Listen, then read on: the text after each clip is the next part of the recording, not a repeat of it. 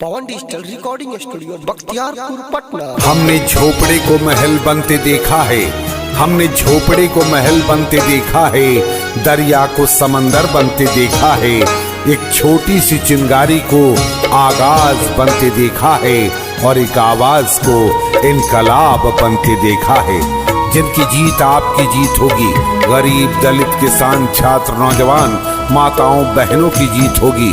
अपनी जीत को सुनिश्चित करने के लिए आपको भी आगे आना होगा। हमरो सुनील भैया ने कई नशान गे माई, हमरो धर्मशीला देवी ने कई नशान गे माई, फेरू से जीत बनई मुखिया महान गे माई, चंपापुर पंचायत के हखिन सुनील भैया शान गे माई, इन के जीत बनई। चुनाव के दौर में कई लोग आपको बहलाएंगे, इसलिए आपको सचेत रहना है।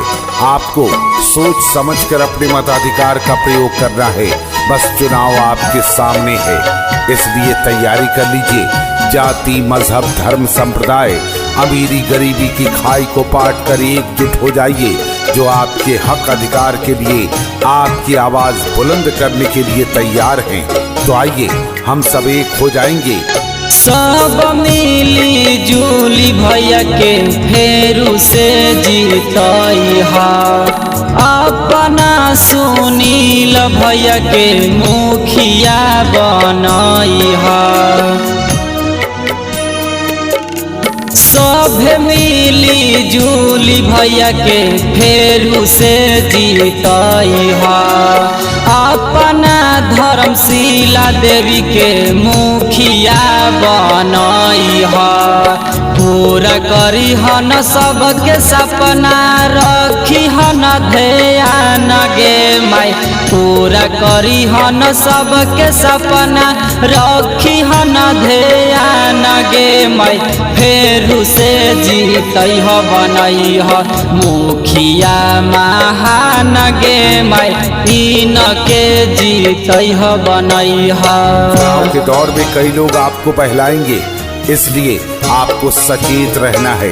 आपको सोच समझकर अपने मताधिकार का प्रयोग करना है। बस चुनाव आपके सामने है, इसलिए तैयारी कर लीजिए।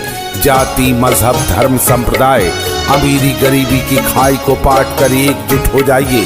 जो आपके हक अधिकार के लिए आपकी आवाज बुलंद करने के लिए तैयार हैं, तो आइए हम सब एक हो जाएंगे। हाथ जोड़ी मांगथिन भैया सबसे आशीर्वाद, इह से पूछो तैन का सकल समाजवा। हाथ जोड़ी मांगथिन भैया सबसे आशीर्वाद, इह से पूछो तैन का सकल समाजवा। मीठी बोलिया बोलथिन इनकर सुंदर है विचार गे माई, मीठी बोलिया बोलथिन इनकर सुंदर है विचार गे माई, इन के जीतई बनई मुखिया महान गे माई, इन के जीतई बनई। चुनाव के दौर में कई लोग आपको बहलाएंगे, इसलिए आपको सचेत रहना है। आपको सोच समझकर अपने मताधिकार का प्रयोग करना है। बस चुनाव आपके सामने है, इसलिए तैयारी कर लीजिए। जाति मजहब धर्म संप्रदाय अमीरी गरीबी की खाई को पाट कर एकजुट हो जाइए। जो आपके हक अधिकार के लिए आपकी आवाज बुलंद करने के लिए तैयार हैं, तो आइए हम सब एक हो जाएंगे। सुन चाचा चाची रखी फेरू से ध्यानवा, मिली अधिकार पूरी सबके अरमानवा। सुन चाचा चाची रखी फेरू से ध्यानवा, मिली अधिकार पूरी सबके आरामानमा। लिख से घर गावे सुधीर करे प्रचार गे माई लिख से घर गावे सुधीर करे प्रचार गे माई फेरू से जीतई ह बनई ह मुखिया महान गे माई फेरू से जीतई ह बनई ह। Pawan digital recording studio Bakhtiyarpur Patna.